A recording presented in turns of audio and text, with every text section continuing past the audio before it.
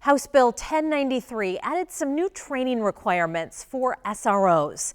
Being a school resource officer is a specialty, and as we've seen in schools across the country, while we can't prevent all things from happening, an SRO has a crucial role to play, and that role might surprise you.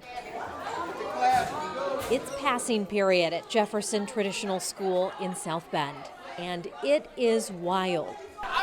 In the middle of it all is School Resource Officer Britton Pratt. Your hair looks pretty today. SRO Pratt was a patrol officer for years before she started working in South Bend schools 7 years ago. I love kids. I mean, I have 4 of my own, and they just, I don't know, I just like to see them grow as people. And if I can be a positive part of that, that's even better. It looks like a big excitement. While SROs like Pratt wear a badge and carry a gun, when they report for duty, it's much more about building relationships than it is about maintaining law and order. More than anything else, we probably serve as counselors.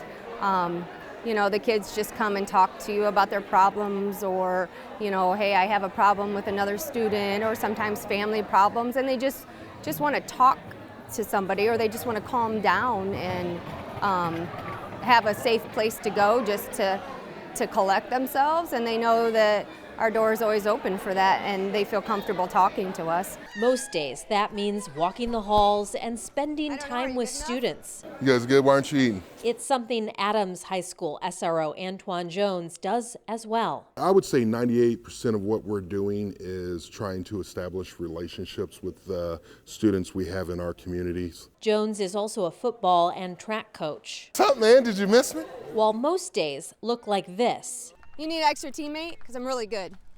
The job of an SRO isn't always easy.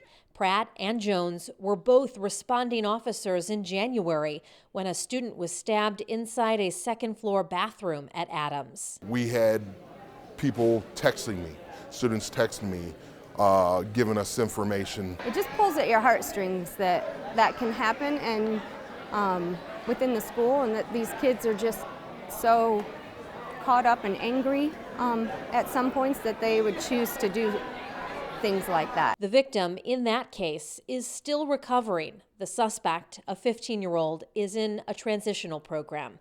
And SROs say, luckily, incidents like that are rare. We can't prevent everything. We're not going to prevent everything, but it's stopping it from spreading or not being contained. You can't prevent every little thing that's going to happen. You can prevent every big thing that's going to happen, but as long as you are able to build that trust, build that community, build those relationships, that's going to help stop those things before they even start. Right now, South Bend Schools has 5 SROs, and many other schools in our area work with law enforcement agencies to maintain school resource officers. But not all. In fact, right now, it's not clear how many schools in the state have SROs. Because up until this legislation passed in 1093, school resource officer was a very subjective term. New legislation changes that. House Bill 1093 says, in part, all school resource officers will need to receive specific training by next summer. It requires schools and officers inside school buildings to agree on terms.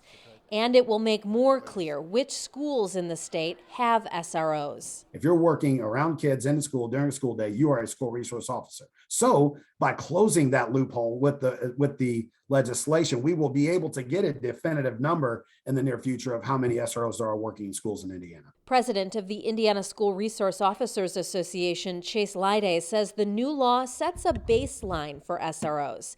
He'd like to see more required training for these officers in the future. Many times police officers have to deal with very complex issues.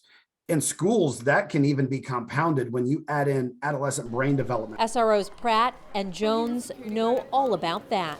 Girl, I'm going to be the SRO at prom. And for them, answering the call of duty also means being with kids when the bell rings. Hello, Mr. Summers.